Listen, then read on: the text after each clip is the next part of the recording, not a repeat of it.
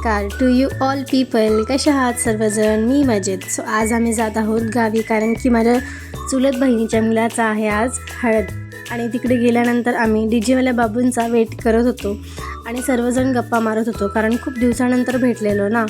मग ही आहे माझी 2 नंबरची आत्या. ती आणि आईच्या काहीतरी वेगळ्याच गप्पा चाललेल्या. मग इतक्यात आले माझे मोठे पप्पा. त्यांनी आमच्या सर्वांसाठी आणलेलं स्प्राईट.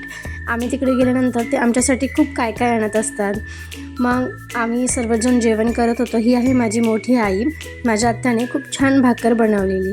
मग तितक्यात आले डीजेवाले बाबू आणि आम्ही केला आमचा डान्स सुरू. आणि मग नंतर फोटोज क्लिक केले आणि निघालो नवरीच्या घराकडे, कारण की तिकडे हळद लावायला जायचं होतं. नवरी ही गावातलीच होती.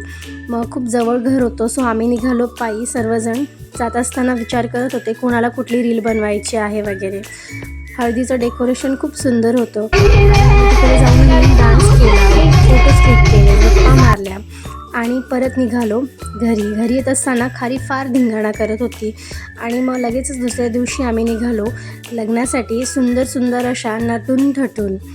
मग तिकडे जात असताना खारी आणि ताईनी फार धिंगाणा करत होत्या. तिथे गेल्यानंतर ह्या दोघींचा डान्स परत सुरू झाला आणि आम्ही सर्वजण मंडपात जाऊन बसलेलो.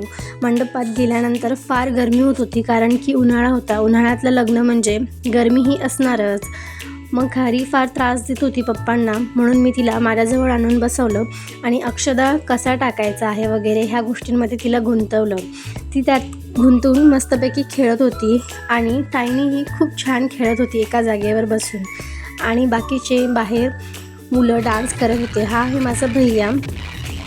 तो त्याच्या फ्रेंडसोबत डान्स करत होता, मस्ती करत होता. एवढ्या उन्हात डान्स करणं म्हणजे खरंच मानायला लागेल.